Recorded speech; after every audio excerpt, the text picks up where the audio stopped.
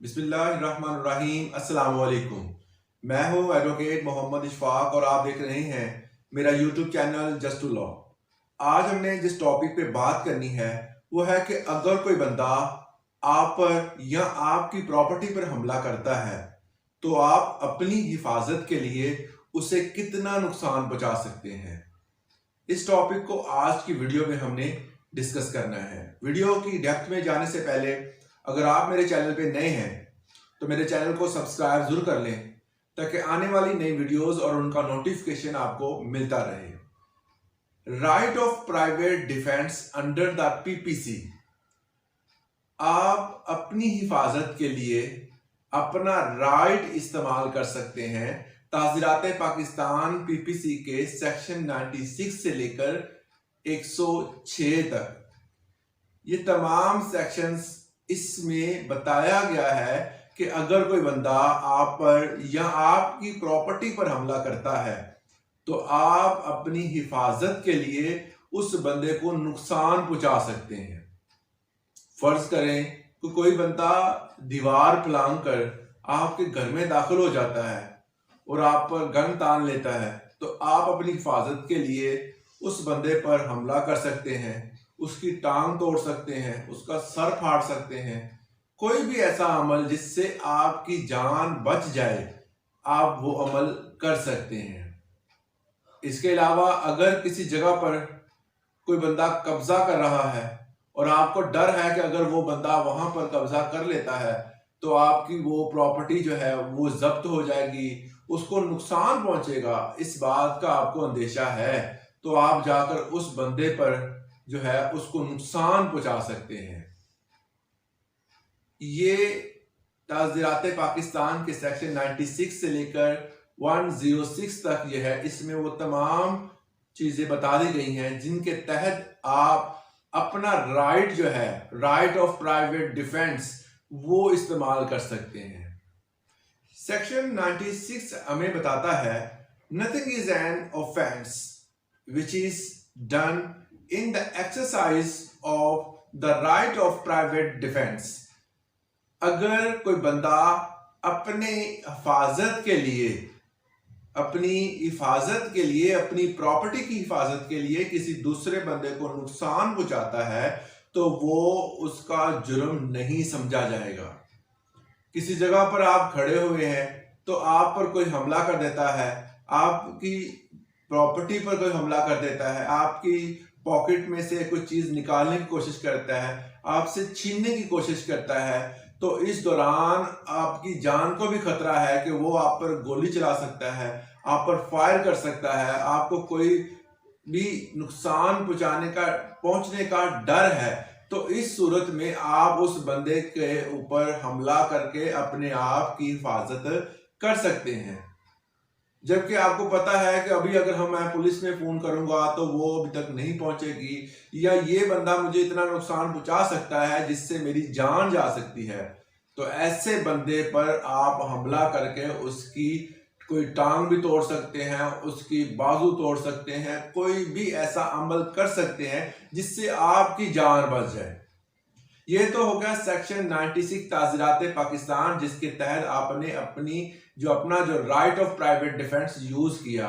मगर जो है एक बात हमेशा आपने ज़हन में रखनी है, उतनी पावर यूज करनी है, उतनी फोर्स यूज करनी है जितनी के वहां पर जरूरत है। मसलन अगर आप किसी बंदे को धमकाते हैं और वो वहां से भाग जाता है तो फिर उसको सर फाड़ने की जरूरत नहीं है।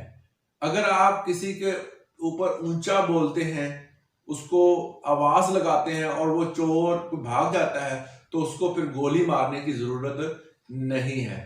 अगर कोई बंदा आप पे ऊपर हमला कर रहा है और उसके हाथ में कोई ऐसा वेपन नहीं है जिससे आपकी जान जा सकती है तो आप उस बंदे को नुकसान नहीं पहुंचाएंगे। आपके पास पिस्टल है और आप उसे गोली मार देते हैं और आप कहें कि मुझे इससे जान का खतरा था और वो कतई तौर पर साबित नहीं हो सकता कि उसके पास कोई वेपन ही नहीं था, तो वो आपकी जान को किस तरह खतरा हो सकता था। तो इन चीजों को हमेशा ज़हन में रखें कि कोई भी बंदा अगर आप पर हमला करता है और आप जितनी भी फोर्स इस्तेमाल कर सकते हैं कम से कम, जिससे वो बंदा भाग जाए या वहां से चला जाए, या वो आप पर जब हमला करता है तो आप उसको रोक सकते हैं। तो इस दौरान जो है वो आप उतनी ही फोर्स इस्तेमाल करेंगे जितनी जरूरत होगी। ये नहीं है कि किसी ने आपको थप्पड़ मारा और आप उसको गोली मार देंगे, जिसने तो मुझे थप्पड़ मारा था, मेरी जान को खतरा था। ऐसा बिल्कुल भी नहीं होता। तो ये चीजें जो है वो वायलेशन होती है लॉ की। तो इसलिए कभी भी आप ऐसे बंदे को नुकसान ना पहुंचाएं जिससे आपको डर ना हो कि आपकी जान जा सकती है।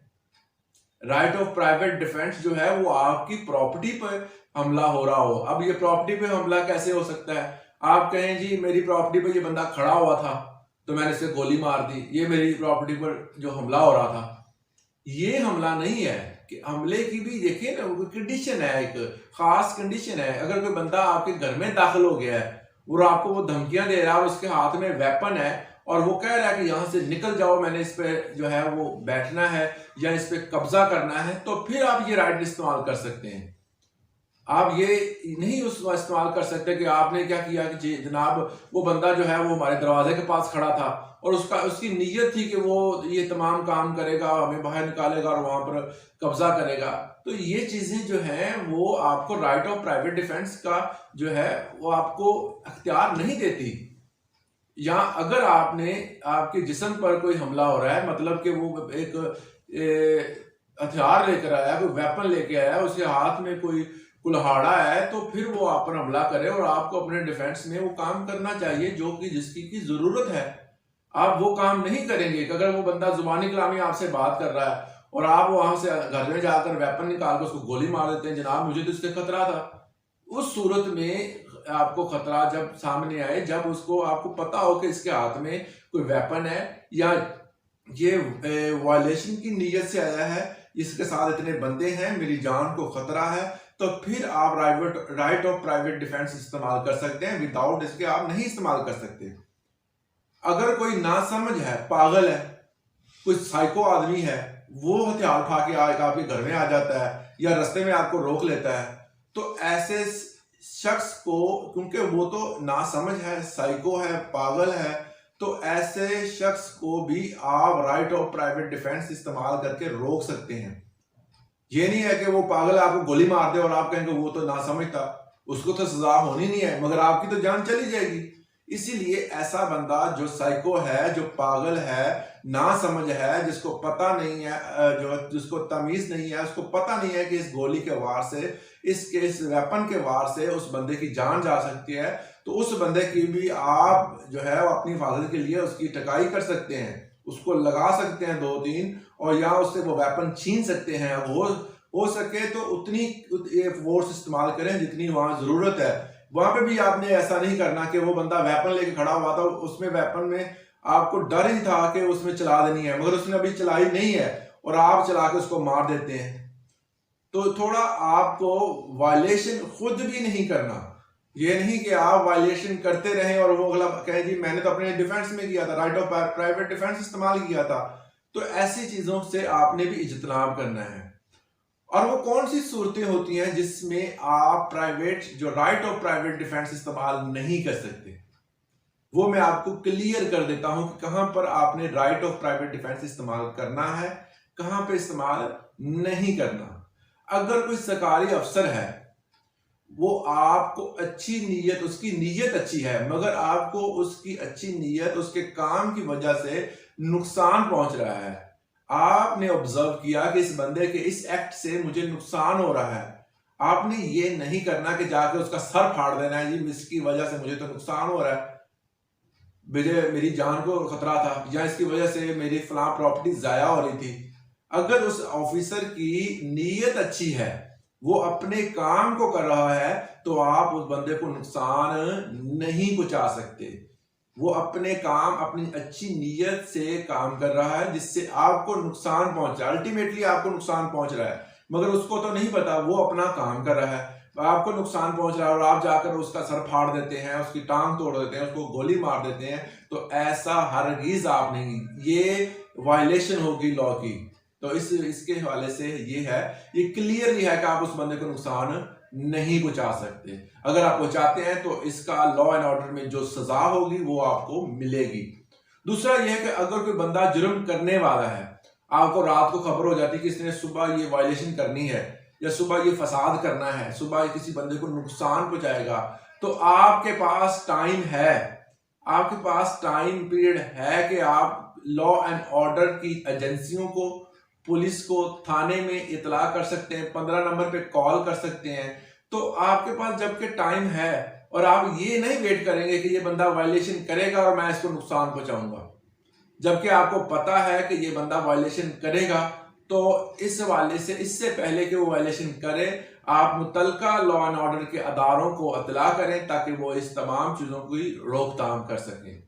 तो इस बंदे को भी आप नुकसान नहीं पहुंचा सकते, जिसका कि आपके पास टाइम पीरियड है, टाइम है कि आप लॉ एंड ऑर्डर की एजेंसियों को आप बता सकते हैं।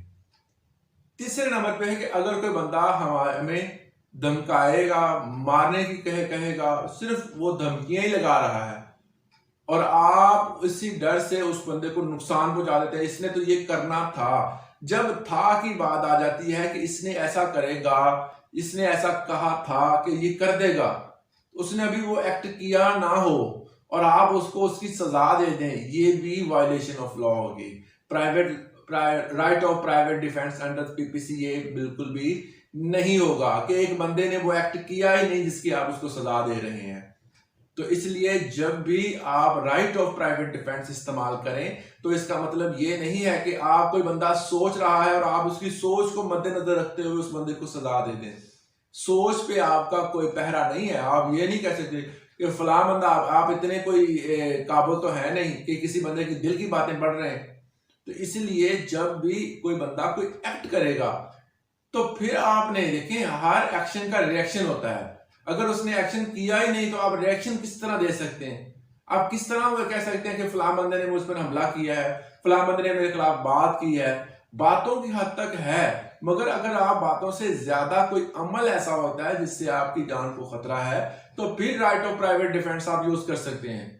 फिर आप कहेंगे कि जनाब मेरी जान का खतरा था, इसने मेरे ऊपर हमला किया था, इसके पास पिस्टल था या इसके पास फलां वेपन था, तो फिर आप राइट ऑफ प्राइवेट डिफेंस इस्तेमाल कर सकते हैं। इसके पहले आप अगर ऐसा करेंगे तो आपका जो वो अमल होगा वो वायलेशन ऑफ लॉ होगा और आपको उस लॉ के हवाले से आपको उसके मुताबिक सजा भी मिलेगी, अदालत में आपको पेश किया जाएगा, उससे आपको सजा मिलेगी। मगर अगर कोई बंदा कोई रेप कर रहा है या किसी को वहां से उठाकर भाग रहा है, किडनैप कर रहा है, या वो ऐसा कोई अमल कर रहा है जो नागवार है, जो फसाद का बायस है, तो फिर आप राइट ऑफ प्राइवेट डिफेंस इस्तेमाल कर सकते हैं। उस बंदे को रोक सकते हैं, उसकी टांगे तोड़ सकते हैं, उसका बाजू तोड़ सकते हैं या उसको उस हद तक नुकसान पहुंचा सकते हैं कि वो उस अमल को रोक दे। तो ये होता है राइट ऑफ प्राइवेट डिफेंस। ताज़ीरात पाकिस्तान में सेक्शन 96 से लेकर 106 तक इनकी तमाम की तफसील मैंने आपसे शेयर की। उम्मीद करता हूं आपने इस लेक्चर से जरूर कुछ सीखा होगा। इजाजत दें, अल्लाह हाफिज।